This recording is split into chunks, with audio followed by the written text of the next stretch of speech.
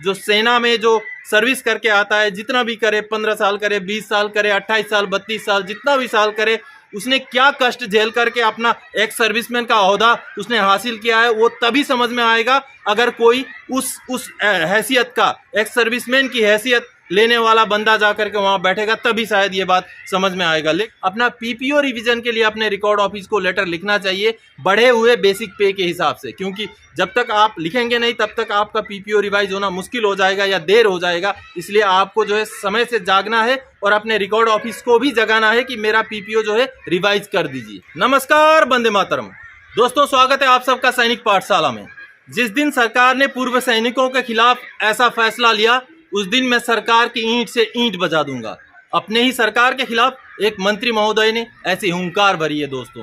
काश ऐसी ही हुंकार केंद्र सरकार के साथ भी अगर कोई उनका मंत्री भरता कि अगर आपने वो आरोपी इशू नहीं किया तो आपकी ईंट से ईंट बजा दूंगा, तो शायद अभी तक 1 रैंक 1 पेंशन जारी हो चुका होता। दोस्तों बताऊंगा इसके बारे में कहाँ का ये वाकया है, और साथ ही साथ 1 जनवरी 2006 का जो सिपाही वाला बेसिक पे का मुद्दा है उसके बारे में भी बात करूंगा, क्योंकि एक कोर्ट केस आया है, एक माननीय कोर्ट ने जजमेंट दिया है, क्योंकि ये उसी केस से रिलेटेड है, तो इसके बारे में भी बात करूंगा। इससे पहले कि इस वीडियो में आगे बढ़े, मेरा आप सबसे आग्रह है दोस्तों, अगर सैनिक पाठशाला चैनल को आप सब ने सब्सक्राइब नहीं किया है तो चैनल के साथ जुड़े रहने के लिए, इसका हिस्सा बने रहने के लिए चैनल को सब्सक्राइब जरूर करें, और साथ ही साथ जो बगल में बेल आइकन है उसको भी प्रेस करें, ताकि जो भी वीडियोज इस चैनल में अपलोड हो उनका नोटिफिकेशन आपको तुरंत ही मिलता रहे। दोस्तों,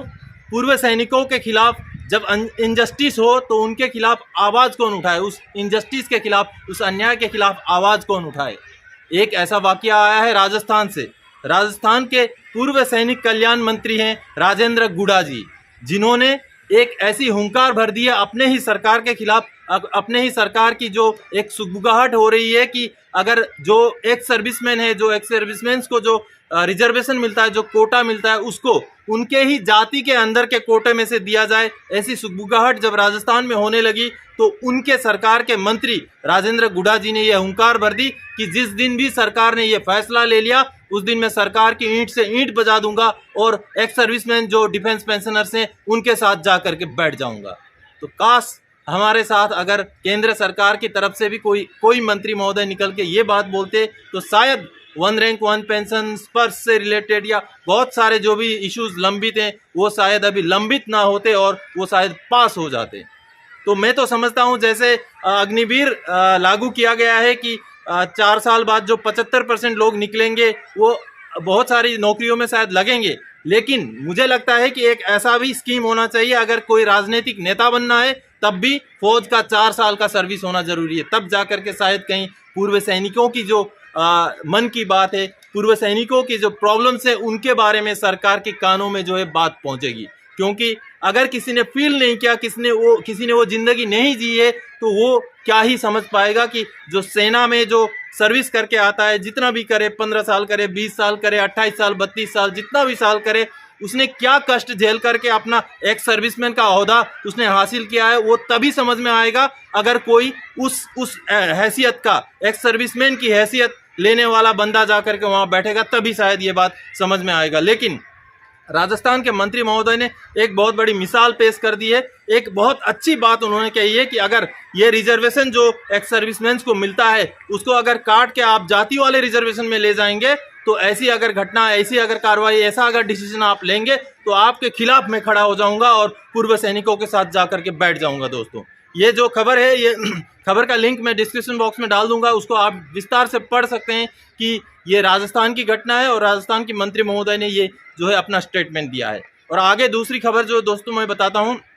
1 जनवरी 2006 का जो मुद्दा है, मैंने बार बार अपने वीडियोस के जरिए उठाया है दोस्तों कि 1 जनवरी 2006 के दिन जितने सिपाही थे उन सिपाहियों को जो है 6,460 रुपये करके बेसिक पे फिक्स होना था, जो कि उस समय का भर्ती वाला बेसिक पे था। क्योंकि 1 जनवरी 2006 के बाद जितने भी सिपाही भर्ती हुए उनको बेसिक पे 6,460 रुपये करके दिया गया, लेकिन पुराने जितने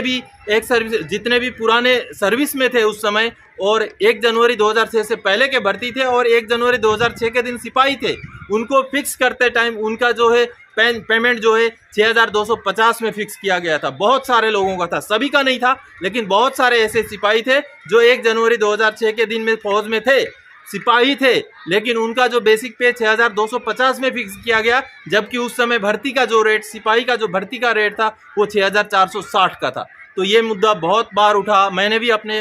यूट्यूब चैनल से बहुत बार लोगों को समझाया है। जो पेंशन आए हैं उन लोगों को ये लागू है, हालांकि बहुत सारे लोगों को मिल चुका है, मुझे जहां तक जानकारी मिली है बहुत सारे लोगों को मिल चुका है। लेकिन 1 नवंबर 2022 यानी कि अभी लगभग 15 दिन पहले का माननीय लखनऊ AFT का एक ऐसा फैसला आया है जिसमें हवलदार विशाल बख्शी जी ने केस किया था कि उनको वो फैसिलिटी नहीं मिला था, वो बढ़ोतरी उनको नहीं मिला था। तो माननीय कोर्ट ने अपना राय देते हुए ये बोला है कि उनको 6460 रुपये में फिक्स करना पड़ेगा। साथ ही साथ उन्होंने PA में रिमस्टरिंग होने के बाद भी उनको जो 8510 रुपये ही बेसिक पे मिला था, जबकि हवलदार का जो बेसिक पे फिक्स होना था एक्स ग्रुप वाले का वो 8560 रुपये होना था। उसके खिलाफ भी उन्होंने आवाज़ उठाया, दोनों केस को इकट्ठा करके उन्होंने केस लड़ा था और माननीय लखनऊ AFT ने उनके फेवर में फैसला सुनाते हुए ये जो फौजी हैं उनके फेवर में फैसला सुनाते हुए सरकार को, PCDA को ये आदेश दे दिया कि उनका जो 1 जनवरी 2006 से 6460 रुपये करके बेसिक पे फिक्स किया जाए, और साथ ही साथ जब से वो PA में रिमस्टर हुए हैं तब से लेकर 8560 रुपये उनको जो है बेसिक पे में इजाफा करके दिया जाए। तो दोस्तों ये एक जितने भी लोगों को नहीं मिला है उनको अपना भी केस प्रोसेस करना चाहिए, क्योंकि जितने भी 1 जनवरी 2006 के दिन फौज में थे और सिपाही थे उनको 6460 रुपये लागू था, लेकिन उनमें से बहुत सारे लोगों को 6250 रुपये ही मिला। हालांकि बहुत सारे सिपाहियों को उस टाइम में उससे ज़्यादा मिला है, जो सीनियर सिपाही थे उनको मिला है, लेकिन जो जूनियर सिपाही थे उनको 6250 रुपये ही फिक्स किया गया था। तो उनको बाद में जो सर्विस में थे उनको 2021 में मिल गया, लेकिन रिटायर वालों को नहीं मिला। बाद में धीरे धीरे कुछ लोगों को मिला है, लेकिन अभी उनको भी अपना PPO रिवीजन के लिए अपने रिकॉर्ड ऑफिस को लेटर लिखना चाहिए बढ़े हुए बेसिक पे के हिसाब से, क्योंकि जब तक आप लिखेंगे नहीं तब तक आपका PPO रिवाइज होना मुश्किल हो जाएगा या देर हो जाएगा। इसलिए आपको जो है समय से जागना है और अपने रिकॉर्ड ऑफिस को भी जगाना है कि मेरा PPO जो है रिवाइज कर दीजिए। तो दोस्तों यही 2 खबर थी इस वीडियो में, जो कि कहीं ना कहीं एक पूर्व सैनिक होने के हिसाब से अगर एक कोई मंत्री महोदय हमारे फेवर में ऐसी अगर बात बोलते हैं तो कहीं ना कहीं दिल में एक खुशी देने वाली बात होती है। और साथ ही साथ 1 जनवरी 2006 का एक जो सिपाही का मुद्दा है वो बहुत ही बड़ा एक फाइनेंशियल मुद्दा है, जिससे कि आपको भी फायदा हो सकता है। तो इन्हीं 2 मुद्दों को लेकर के इस वीडियो में आया था। आगे और कोई जानकारीदायक आपसे सरोकार रखने वाला विषय लेकर मैं फिर से हाजिर हो जाऊंगा। तब तक के लिए जय हिंद दोस्तों।